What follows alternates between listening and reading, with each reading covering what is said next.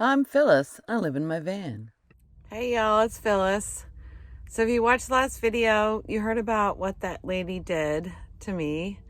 I don't remember if I talked about it in the last video, but I helped her make new cushions for her kitchen chairs. It should have been probably an hour to 2 hour job. Using my materials, it ended up taking 3 days because of her.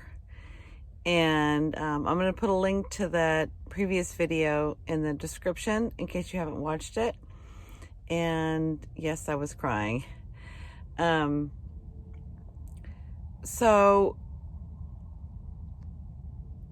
at the end of, we were almost finished doing, I was almost finished putting those chairs together with my foam and my expensive my $40 a yard upholstery fabric, because she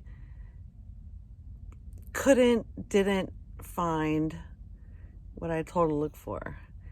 So third day helping her, even after what she did to me at the campfire, which I described in the last video.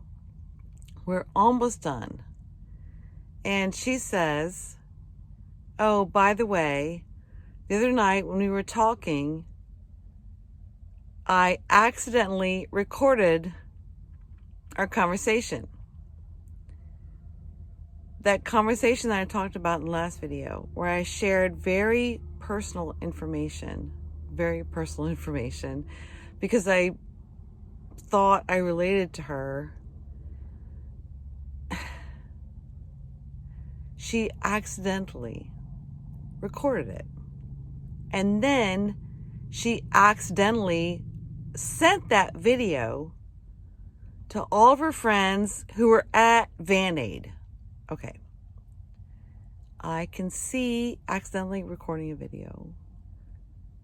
But then she accidentally sent it. Sorry, I'm upset.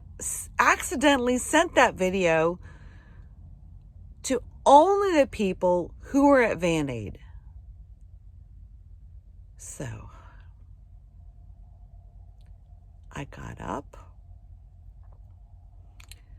and I said, I walked away and I talked to a friend of mine, and then I came back and I said,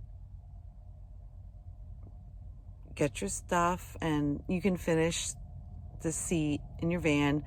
Take the staple gun that you borrowed from someone else and just go and finish it. And when I got back, she was still there, still in my van, like 20 minutes, 30 minutes later, still sitting in my van and all the materials there. And I said, I have to go into town and get water. She said, you're leaving because you don't want to talk to me. You're not letting me talk and explain, because she's been trying before, like, to explain a defense on what she did about recording me and that intimate conversation and then sending it to other people. She had this story she wanted to tell me. And I said, no, it's not about that. I just have to go into town and get water. She's like, no, you just don't want to talk to me. I was like, I said, Linda, and that's her name. Linda, I have to leave.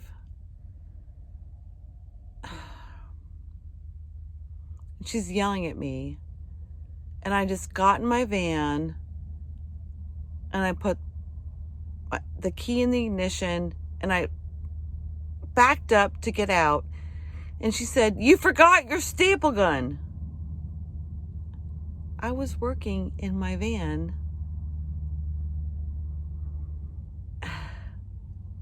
My staple gun never left oh my God, I messed this up.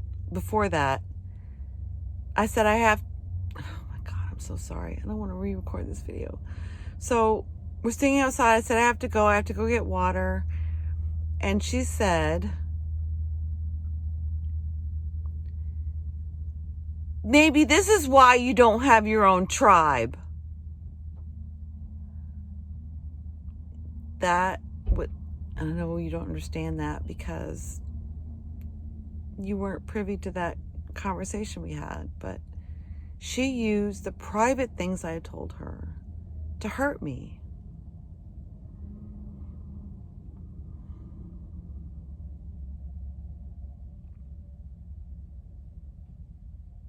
I put up with so much from her because I thought she had a head injury. And that's why she was acting all stupid and not respectful of my time and just saying stupid shit.